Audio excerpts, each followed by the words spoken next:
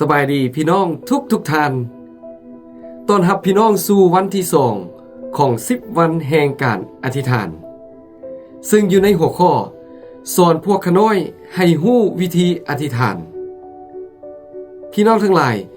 อยู่ในพระคัมภีร์ลูกาบทที่11ข้อ1วันหนึ่งพระเยซูเจ้ากำลังภาวนาอธิษฐานอยู่ในสถานที่แห่งหนึ่งเมื่อพระเยซูเจ้าภาวนาอธิษฐานจบแล้วสาวกคนหนึ่งก็เว้ากับพระองค์ว่าพระองค์เจ้าเอ้ย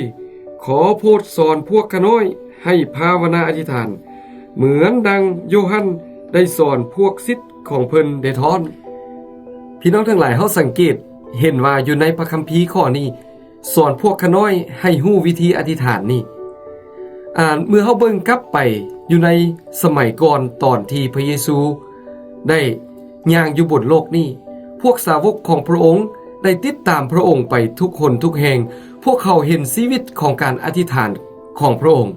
และพวกเขาได้สมเทียบชีวิตการอธิษฐานของพวกเขากับการอธิษฐาน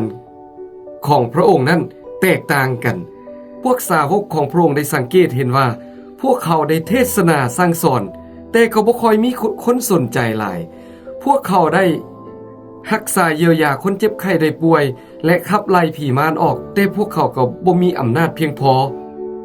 ดังนั้นพวกเขาจึงเข้ามาถามองค์พระเยซูว่าพระองค์เฮ็ดได้แนวใดคำตอบสั้นๆที่พระเยซูได้บอกพวกเขาก็คือโดยการอธิษฐานและอดอาหารคำว่าสอนพวกขน้อยให้ฮู้วิธีการอธิษฐานนั้นบ่หมายความว่าพระเยซูบอกให้สาวกนั้นอธิษฐานซ้ำความเก่าแต่พระองค์อยากจะสอนให้พวกสาวกนั้นฮู้วิธีอธิษฐาน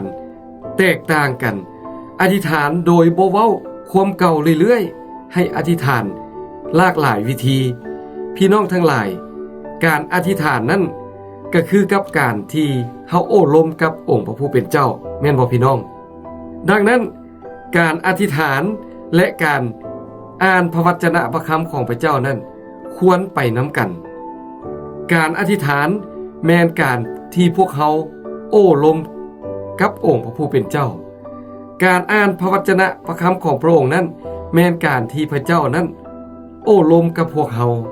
ดังนั้นพี่น้องทั้งหลายทั้งสองอย่างนี้แม้นมีความสำคัญสำหรับชีวิตคริสเตียนของพวกเขาพี่น้องทั้งหลาย